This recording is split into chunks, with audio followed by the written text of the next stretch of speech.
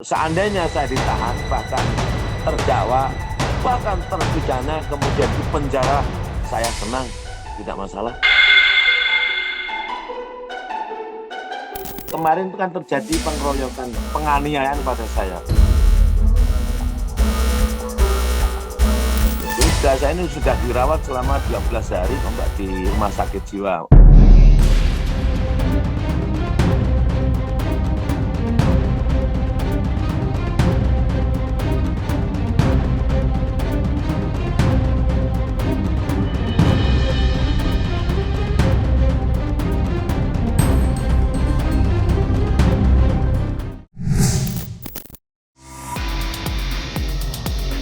Masih ingat kasus Yai Mim dengan tetangganya, Sahara yang viral di media sosial?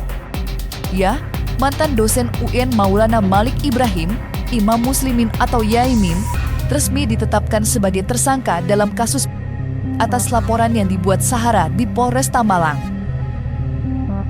Menanggapi penetapan tersangka, Yai Mim mengaku siap mengikuti proses hukum dan tidak takut jika harus dipenjara atas kasus dugaan yang menjeratnya itu.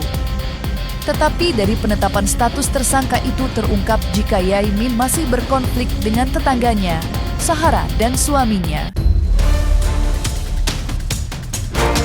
Sebelumnya Yai Mim terlebih dahulu melaporkan Sahara ke Polresta Malang. Menanggapi laporan Yai Mim, Sahara balik melaporkannya. Lantas langkah apa yang disiapkan Yai Mim menghadapi status hukumnya saat ini yang sudah ditetapkan menjadi tersangka? Ya heran-heran saja, logikanya seperti apa gitu kan. Tapi saya tetap husnuzon, saya tetap berprasangka baik. Tentu ada alasan yang kuat para penyidik maupun Polres menentukan saya sebagai tersangka. Mungkin adanya dua alat bukti yang kuat barangkali. Kalau saya nggak ngerti Mbak, hukum itu yang tahu nanti Mas Syagian. Kalau seandainya saya ditahan, bahkan terdakwa, bahkan terpidana, kemudian dipenjara, saya senang, tidak masalah. Oke. Kenapa? Saya benar kok Mbak. Orang merasa benar itu nggak takut apapun yang terjadi. Kalau saya dipenjara berarti terjadi kedzaliman. Kalau saya ditetapkan sebagai TSK itu mungkin karena belum ada bantahan bukti yang sifatnya membantah bukti yang diajukan oleh Mbak Sahara. Penyidik tidak salah saya kira. Jika sudah ditemukan dua alat bukti yang cukup, maka penyidik mesti menetapkan terlapor menjadi meningkat TSK. Tapi saya kan baru disangka. Nanti lawyer saya akan mengajukan, wah ini akan dibantah oleh fakta atau data yang lainnya. Tentu nanti penyidik akan tahu, oh ini enggak, TSK-nya bisa digugurkan jika ada ditemukan data yang bisa menguat atau menggugurkan data yang diajukan oleh Mbak Sahara. Jadi permasalahan utamanya itu sebenarnya bagi saya pribadi itu pelecehan. Beliau itu menganggap bahwasanya saya dan teman-teman yang ada di garasi itu terlalu santai dalam menyikapi guyonan-guyonan beliau. Sehingga dari situ mulailah beliau itu ada gurauan-gurauan yang mengarah ke ranah itu. Sehingga saya merasa bahwasanya itu adalah pelecehan, bagi beliau bukan, seperti itu.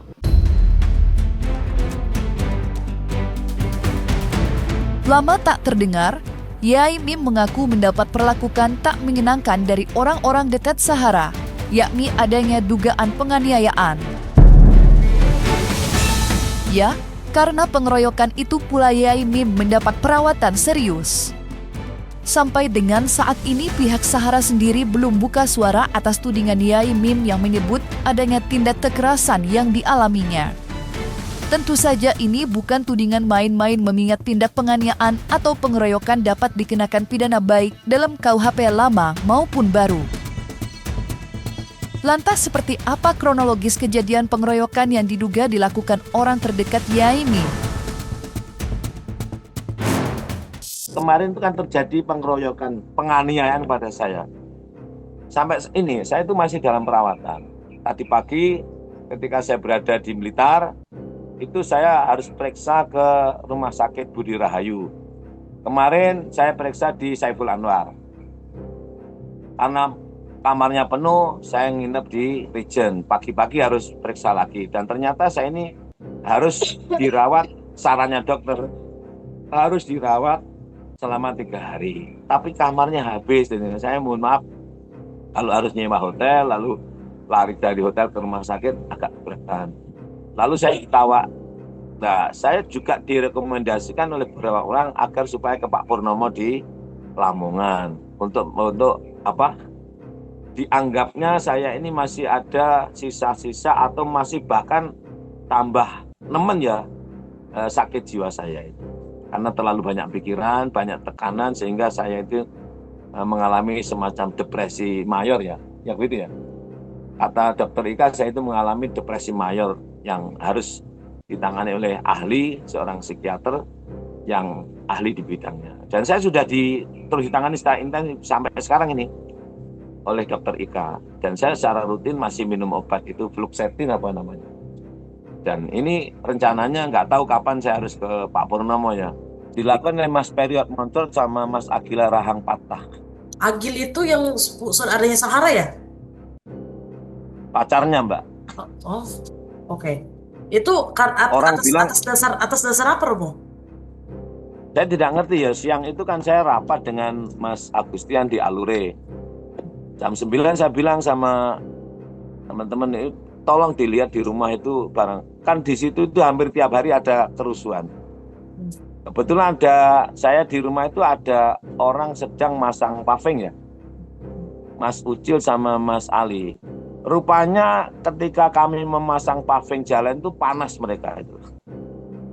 Dikiranya tanah yang kami pasangi paving itu tanah wakaf dari Pak Sofyan untuk parkir umum. Jadi kita tuh yang namanya pengacara itu kan dari kita punya kode etik, tidak boleh mengatakan memenangkan. Tapi di tugas di sini kita adalah sebagai kuasa hukum, kita mendudukan hukum pada porsinya lah di situ. Ketika kita melihat ada orang yang dia dizolimi dan itu bertentangan dengan hukum, ya tugas kita menegakkan sesuai dengan aturan hukum yang berlaku.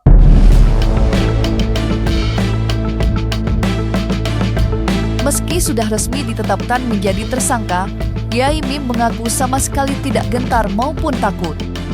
Mantan dosen filsafat Islam itu mengaku siap dipenjara jika terbukti salah.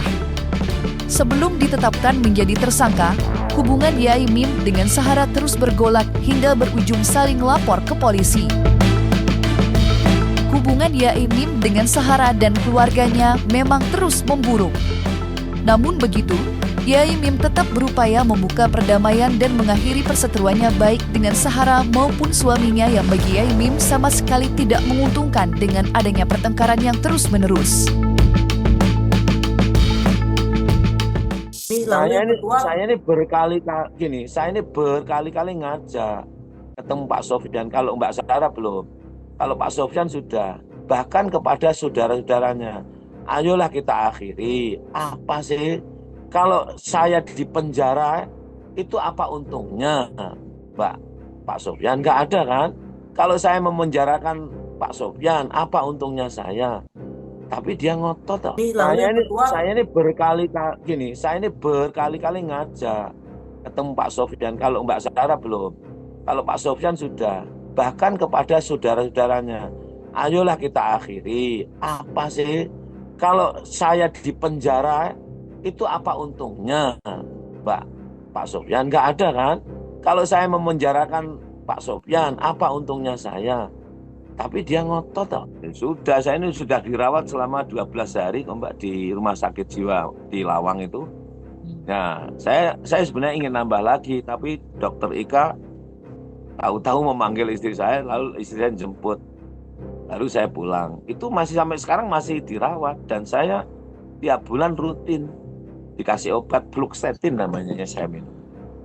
Kalau nggak minum obat, kadang minum gini. Kalau terasa nggak enak diminum, kalau minum terasa tidak enak, pokoknya saya mengukur. Kalau saya minum obat itu badan saya nggak enak, hentikan. Kalau ketika saya situasi tidak enak, suruh minum gitu. Sudah sangat ringan sekarang. Tapi saya intensif terus melakukan pengobatan.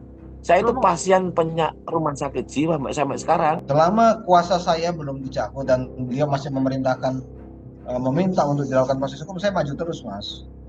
Jadi saya tahunya bagaimana karena ini menjadi suatu permasalahan dan sudah masuk dalam ranah hukum, ya Tugas saya di situ adalah menegakkan hukum itu dalam kapasitas mewakili kepentingan hukum klien saya.